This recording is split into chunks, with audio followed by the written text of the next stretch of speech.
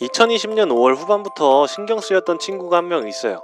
제가 코로나 때문에 2020년 3월부터 5월까지 학원을 쉬고 온라인 강의로 대체했었거든요. 그리고 5월 후반에 영어학원으로 다시 수업을 받으러 갔습니다. 앉아서 멍하니 단어장을 보던 중 누군가가 친구랑 얘기하면서 들어오더라고요. 무심코 눈을 돌려서 그쪽을 쳐다봤습니다. 그 친구는 채은이라는 여자인데 너무 예쁘게 생겼더라고요. 진짜 처음 봤는데도 되게 신경 쓰이더라고요. 그리고 채은이의 친구는 소영이라는 여자인데 소영이가 장난치는 걸 잘 받아주는 모습도 보기 좋았습니다. 그때부터 친해지고 싶었지만 다가가지도 못했어요. 9월 후반부터 SNS를 시작하고 채은이에게 메시지도 보내봤지만 별로 친해지진 못했습니다. 제가 용기 내서 전화번호도 물어보고 그러니까 점점 친해지는 느낌이 들긴 하더라고요. 그때부턴 정말 채은이가 좋고 더 친해지고 싶더라고요. 그리고 2월 반배정날이 다가올 때 저는 엄청 빌고 빌었습니다. 안 통할 거 알면서도 주술까지 걸면서 제발 채은이랑 같은 반 붙여줘라 제발. 주술이 통한 건지 우연인진 모르겠는데 같은 반이 붙었더라고요. 너무 행복하니까 뭐든지 잘할 것 같더라고요. 방학 내내 행복했습니다. 그리고 이제 개학날 채은이에게 말을 걸려는데 쉬는 시간에는 어디 사라지고 없더라고요. 매 시간마다요. 제가 교과서 가질러 사물함에 가는 척 밖을 봤는데 소영이랑 팔짱 끼고 손잡고 걷고 있더라고요. 저는 솔직히 말해서 눈물이 나올 것 같아요. 채은이에게 저는 필요 없는 친구인 건지 하는 생각도 들더라고요.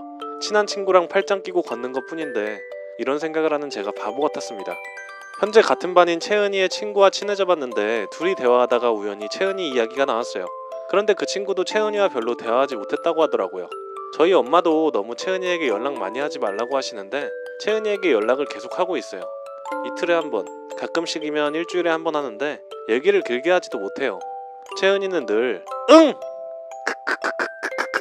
이런 식으로만 반응해서 대화하기가 조금 어렵습니다. 채은이가 이러는데 전 아직도 채은이가 너무 좋아요. 솔직히 채은이에게 푹 빠졌어요. 계속 그 예쁜 얼굴이 생각나더라고요. 채은이가 웃는 모습을 보면 진짜로 저도 행복해져요. 채은이는 저에게 관심을 안 주는데 전 더 이상 채은이와 친해지고 싶어 하면 안 되는 걸까요? 채은이의 친구는 소영이니까 그냥 포기해야 할까요? 바로 오늘 조금 전에 일어난 일이에요. 가장 중요한 건 저도 학생이고 동생도 학생이라는 것과 저희는 방이 없어서 서로 책상을 마주보고 있는 형태고 저는 바깥쪽에 위치해 있다는 것이에요. 동생은 초등학생이라 1교시만 하면 줌 수업은 끝나요. 저는 거의 모든 수업이 줌이고요. 줌을 할 때 따로 사용하는 책상이 있는데 하나여서 1교시만큼은 제가 밖에서 수업을 하는데 오늘 하필 1교시가 저도 줌인 거예요. 저는 바깥 책상이어서 동생 책상에서 줌을 했는데 책상이 조금 좁더라고요. 그래서 동생 연필꽂이나 미니 서랍을 치우고 수업을 했어요. 9시 40분쯤 동생이 끝나고 나오니까 제가 동생 책상을 마음대로 움직인 게 마음에 안 들었나봐요. 그거는 저도 이해할 수 있어요. 저도 당연히 짜증나긴 하죠. 그래서 다시 원래대로 치워줬는데 뭐가 아닌가봐요. 저한테 계속 막 짜증을 내는 거예요. 그래서 일단 저는 그걸 무시하고 제 물건들로부터 제자리로 갖다 놓고 하려고 했죠. 그런데 동생이 갑자기 저를 발로 차는 겁니다. 말로 하면 되는 걸 왜 자꾸 때리는 거죠? 어젯밤에도 저한테 대들어서 엄마한테 혼나놓고 그러니까 쌓고 쌓인 게 터져서 교과서를 집어 던지고 나와서 저도 동생을 때렸어요. 때린 거 잘못한 거 아는데 거의 정당방위 아니에요? 그러니까 동생이 막 소리를 지르더니 저를 때려요. 그래서 저도 때렸죠.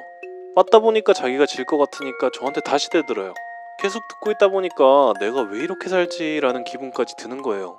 울컥해서 우니까 맞은 건 자긴데 왜 우냐고 하더라고요. 결국에는 할머니가 나오셨는데 할머니는 한 번은 져줘야 된다, 사과하라고 말씀하시는데 저는 진짜 참을 만큼 참았거든요. 맨날 할머니 할아버지께 대드는 거 부모님께 몇 번은 말 안 했고요. 욕하는 것도 많이 봐줬어요. 저한테 반말하고 대드는 것까지 다 봐줬는데 제가 뭘 더 봐줘야 돼요? 왜 제가 먼저 사과해야 해요?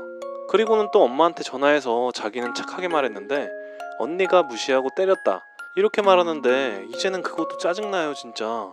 엄마 아빠가 조금씩 넘어가시는 것도 짜증나고 나는 왜 쟤한테 맞춰 살아야 하는지도 모르겠고요. 동생 때문에 진짜 좀 있으면 미칠 것 같아요.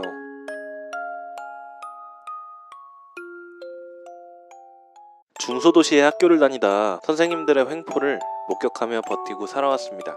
더는 버티지 못해서 자퇴생들도 수두룩 나오는 학교인데요. 저도 그중 하나입니다. 자퇴 후 집에서 공부를 하며 지내다가 제2의 정신적 질환이 생기기 시작했습니다. 바로 가족이라는 단어를 가지고 사는 나르시스트 부모 때문입니다. 어릴 때부터 부모의 언어폭력과 신체적인 폭력으로 초췌해졌는데요. 동생이 태어난 후로 그 일이 줄었지만 언제나 저를 노리는 피라냐들의 소굴이 강에 혼자 깊이 빠진 느낌이 듭니다. 여러 번 자살 충동을 느꼈고 혐오감이 생겼지만 올가미에 걸린 개처럼 제 인생을 헛되게 하지 못할 것 같아서 20살 때 대학교로 가 혼자 연락을 끊고 살아갈까 합니다. 어떤 일을 하기에 제가 정신적인 고통을 받냐 싶을 텐데 내가 가진 물건 던지기, 화날 때 소리 지르기, 잃어버리거나 없어진 물건이나 음식은 제게 뒤집어 씌워서 폭력을 정당화하며 소문내기 다양합니다. 저는 가만히 있습니다. 예전에 법적으로 끌고 가려고 해도 상담사나 이 나라는 다시 부모와 화해하기를 강요하거든요. 언제나 제자리 걸음입니다. 수십 번 끝에 포기하기로 했습니다. 그저 오지 않을지 모르는 내일을 위해서요. 저보다 힘든 사람도 있겠지만 제 상황은 최악이거든요. 남들보다 조금 잘 살고 겉보기에는 잘 사는 것 같아도 사실 끝이 없는 밑바닥 인생이에요. 그래서 항상 올라가길 바라고 나비가 되길 원해요. 현실은 최악이지만 내가 나비의 꿈을 꾸는지 나비가 내 꿈을 꾸는지 모르겠네요. 21살에 1년 반을 다닌 직장을 나와 방황을 조금 하게 됐어요. 어느 날 유튜브를 보게 되고 나도 저 사람들처럼 내 능력을, 내 실력을 스트리머로 보여주고 싶다라고 생각을 하게 되었거든요. 전 어렸을 때부터 말주변이나 친근감 있는 모습으로 어른들은 물론 제 또래 아이들까지 모두 좋아했거든요. 그렇게 시작한 트위치 스트리머. 보는 사람은 적지만 행복했어요. 보는 사람 71명, 팔로우가 4명이라도 말이죠. 단지 제 앞을 가로막는 장애물들만 제외한다면 말이죠. 그 장애물은 바로 제가 지적장애 상급이라는 것과 장애인 복지관, 엄마였어요. 솔직히 아빠는 너 원하는 거 해라. 하지만 정작 엄마는 허락은 하지만 직업으로 하지 말라고 하더라고요. 그리고 취미로 하라고요. 진짜 울고 싶었어요. 내가 왜 장애인이라는 이유로 복지관을 다녀야 되는지, 엄마는 딸이 꿈이 있는데 그 꿈까지 저버리는지 고민입니다. 사실 방해물 중 하나인 장애인 복지관은 엄마가 다니라고 해서 억지로 다니고 있는 중입니다. 저 진짜 스트리머를 앞으로 열심히 해서 MCN에 들어가고 엄마에게 당당히 이것이 직업이며 나는 무엇보다 기쁘다라는 걸 보여주고 싶었어요. 하지만 말이 안 통하고 그 이야기만 꺼내면 싸우니 정말로 고민입니다.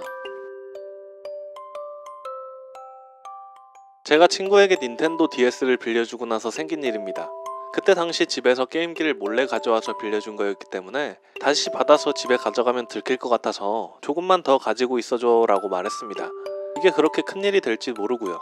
저희는 중학생이 되고 그때도 잘 지내다가 2020년 초 돌려달라고 하니까 절 손절했다고 그건 내가 준 거라고 하면서 차단을 했습니다. 전 제가 무슨 잘못을 했지 계속 생각하며 어이없다는 생각으로 하루하루를 보내고 있다가 그 친구가 파마했을 때 아줌마 파마라고 한 것에 짜증이 났고 제가 선을 잘 넘는다며 손절을 한 것입니다. 바로 친구에게 제가 사과한 것을 전해달라고 부탁을 하고 받아줬습니다. 그리고 나중에 다른 친구가 말해준 결과 제 게임기를 중고나라에 팔았다고 해서 어이없다고 생각했습니다. 왜냐면 그 친구는 선을 저보다도 넘게 하기 때문입니다.